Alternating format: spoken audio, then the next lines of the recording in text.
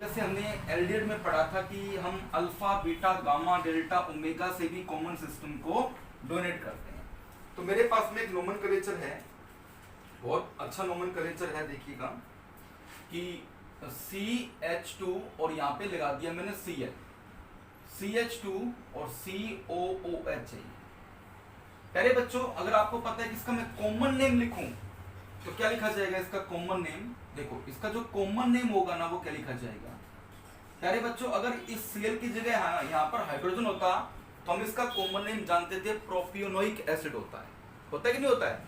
But यहाँ पर एक हाइड्रोजन को हटा करके Cl लगा दिया।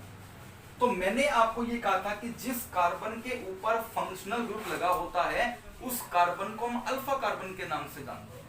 तो this is not an alpha carbon, this is an functional group.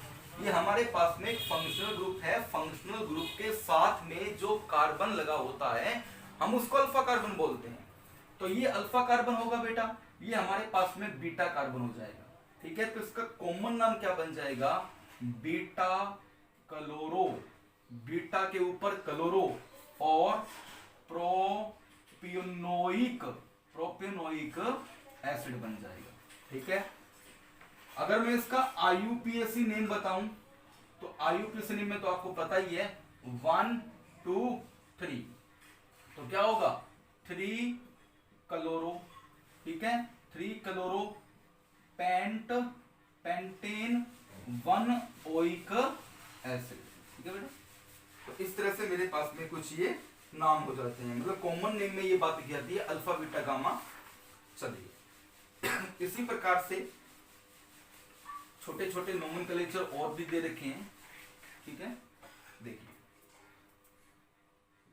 CH3 CH CH3 CH CH3 CH2 COOH। तो इसका जो नोमेनक्लेचर होगा वो किस तरह से किया जाएगा? बहुत सिंपल होगा इसका नोमेनक्लेचर। तो नंबरिंग आपको पता है, यहां से होगी 1 2 3 4 और ये 5 है ना। तो क्या बोलेंगे? 3 4 डाई मिथाइल। बहुत सिंपल है, 3 4 di methyl pentane 1 oic acid. ठीक है, ये हमारे पास में इसका नोमेनक्लेचर हो जाएगा। तो प्यारे बच्चों मेरे पास में एक टेबल है, आपके पास में एक बुक होगी। ठीक है, बुक के अंदर एक टेबल दिखा रखी है और उसके अंदर बहुत सारे नोमेनक्लेचर आपको दिखा रखे हैं। ठीक है, जैसे कि HC double bond OH formic acid होता है, IUPAC ने मेथनोइक एसिड होता है, CH3C double bond OH acetic acid होता है और IUPAC नेम इथेनोइक एसिड होता है। इसी प्रकार से CH3CH2C double bond OOH propionic acid होता है और IUPAC नेम प्रोपेनोइक एसिड होता है। 4 कार्बन का एसिड लोगे तो ब्यूटेरिक एसिड होता है और ब्यूटेनोइक एसिड होता है। इसी प्रकार से आइसोब्यूटेरिक एसिड। ठीक है, तो आइसोब्यूटेरिक में क्या चला जाएगा बेटा? CH3 की ट्वाइस CH और C डबल बॉन्ड OH। ठीक है, इसका कॉमन नाम हो जाएगा आइसोब्यूटाइरिक एसिड और IUPAC नेम आप खुद लिख लेना। ठीक है, उसके बाद में कुछ एक नोमेनक्लेचर और आते हैं, जैसे कि HOOCCOOH। इसको लिखना बड़ा अच्छे तरीके से है, अगर मैं इसको इस तरह से लिखता तो आप पहचान जाते। इसका कॉमन नाम होता है ऑक्जालिक एसिड, है ना। ऑक्जालिक एसिड हमने बहुत बार पढ़ा है।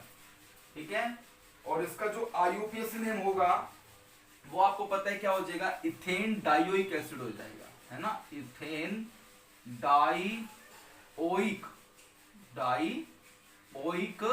एसिड इसका जो है वो IUPAC नेम हो जाएगा।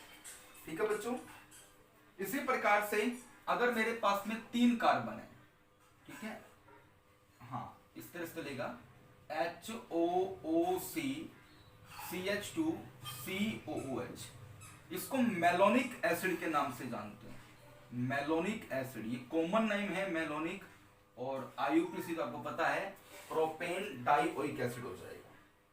ठीक है बेटा, और इसी प्रकार से 4 कार्बन हो HOOC CH2COOH, तो इसको हम बोलते हैं सक्सिनिक एसिड, ठीक है, सक्सिनिक एसिड, और ब्यूटेन डाइओइक एसिड हो जाएगा, ठीक है। और एक और बताता हूं मैं आपको, आप पॉलीमर पढ़ोगे तो इसको आप याद रखना, पॉलीमर को यहाँ पे CH2 का मैं 4 लगा रहा हूं, ठीक है बेटा, और यहाँ पे COOH लगा रहा हूं, ठीक है। इसका जो कॉमन नेम होता है वो होता है एडिपिक एसिड, एडिपिक एसिड। पहले बच्चों हम जब पॉलीमर वाला चैप्टर